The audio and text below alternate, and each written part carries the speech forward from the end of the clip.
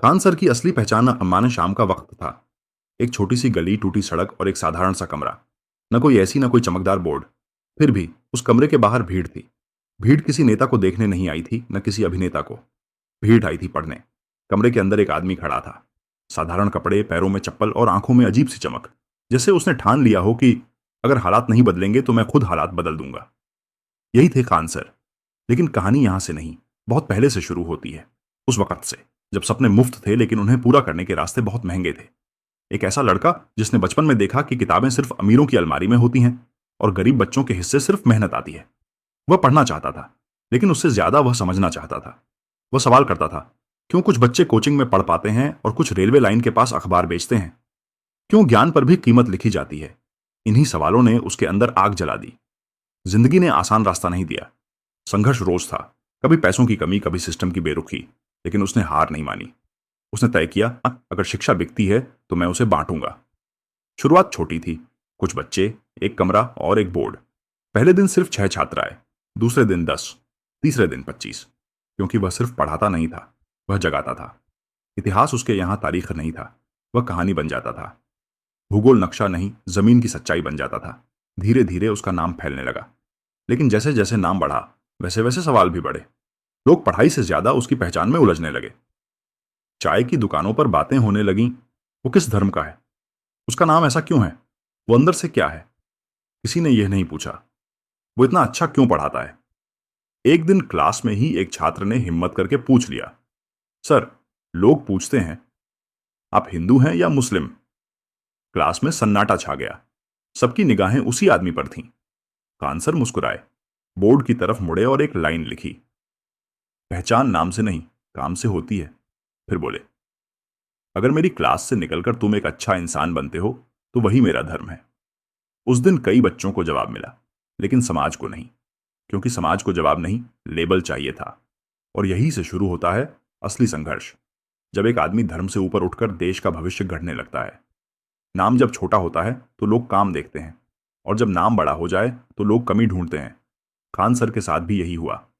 अब वह सिर्फ एक टीचर नहीं रहे थे, वह एक आवाज बन चुके थे।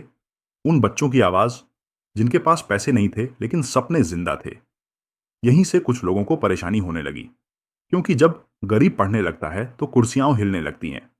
सोशल मीडिया पर बातें शुरू हुई। किसी ने वीडियो काटकर फैलाया, किसी ने बातों को तोड़ मरोड़ दिया। पढ़ाई पीछे चली गई और सवाल सामने आ गया, ये आदमी असल में है कौन? क्लास के बाहर अब ज्ञान की नहीं, पहचान की चर्चा थी। कोई कहता ये ऐसा है, कोई कहता नहीं ये वैसा है। खान सर सब देख रहे थे, सब सुन रहे थे, लेकिन जवाब नहीं दे रहे थे। एक दिन किसी ने पूछा, सर, आप चुप क्यों रहते हैं? एक बार साफ क्यों नहीं बोल देते? खान सर ने बहुत शांति से कहा, अगर मैं जवाब दूंगा तो पढ़ाई रुक जाएगी, और अगर पढ़ाई रुकी तो नुकसान बच्चों का होगा। यही वह जगह थी जहां उनका इम्तिहान शुरू हुआ। कुछ लोग चाहते थे कि वह किसी एक तरफ खड़े हों, लेकिन वह खड़े थे सिर्फ बच्चों के साथ। आलोचना बढ़ती गई, ताने मिले, धमकियां भी आईं।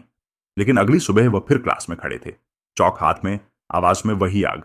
एक दिन क्लास में एक लड़की बोली, सर, लोग कहते हैं आपकी वजह से नफरत फैल रही है। खान सर रुके, पूरी क्लास की तरफ देखा और बोले, नफरत सवाल से नहीं फैलती, नफरत तब फैलती है जब जवाब देने वाले ईमानदार ना हो। फिर उन्होंने पढ़ाना शुरू किया। उस दिन बच्चों ने समझा, मजबूती चिल्लाने में नहीं, डटे रहने में होती है। विवाद अपने चरम पर था। कुछ चैनल टीआरपी खोज रहे थे, कुछ लोग नाम बनाना चाहते थे। लेकिन खान सर हर दिन वही करते रहे जो उन्हें आता था, पढ़ाना। क्योंकि उन्हें पता था, आज नहीं तो कल सच अपने आप बोल पड़ेगा। एक दिन क्लास के बाद एक बूढ़े पिता आए, हाथ जोड़कर बोले, सर, मेरा बेटा पहले मजदूरी करता था, आज पहली बार उसने कहा है कि वह अफसर बनेगा। खान सर की आंखें नम हो गईं। उस पल न कोई सवाल था, न कोई विवाद, सिर्फ एक सच्चाई थी। ज्ञान जब ईमानदारी से दिया जाए तो वह हर दीवार तोड़ देता है। लेकिन कहानी अभी खत्म नहीं हुई थी, क्योंकि सबसे बड़ी लड़ाई अब बाकी थी। खुद को साबित करने की नहीं, बल्कि बच्चों का हौसला बचाने की। टूटते सपने, आखिरी परीक्षा और अमर संदेश। विवादों का शोर अब इतना बढ़ चुका था कि उसका असर क्लासरूम तक पहुंचने लगा था। कुछ बच्चे डर गए थे, कुछ के माता पिता ने सवाल उठाने शुरू कर दिए थे। कोई कहता, ऐसे माहौल में पढ़ना ठीक है या नहीं? पहली बार खान सर ने क्लास में वो देखा जो उन्होंने कभी नहीं देखना चाहा था, डर। वही बच्चे जो कभी बेखौफ सवाल करते थे, आज चुप बैठे थे। उस रात खान सर सो नहीं पाए। खुद से नहीं, जिंदगी से सवाल कर रहे थे। क्या मैंने सही रास्ता चुना? क्या मेरी वजह से इन बच्चों का भविष्य खतरे में है? सुबह हुई, क्लास का समय आया। सब सोच रहे थे आज शायद क्लास ना हो, लेकिन दरवाजा खुला। वही साधारण कपड़े, वही शांत चेहरा। खान सर अंदर आए और बिना कुछ बोले बोर्ड पर एक शब्द लिखा, डटे रहो।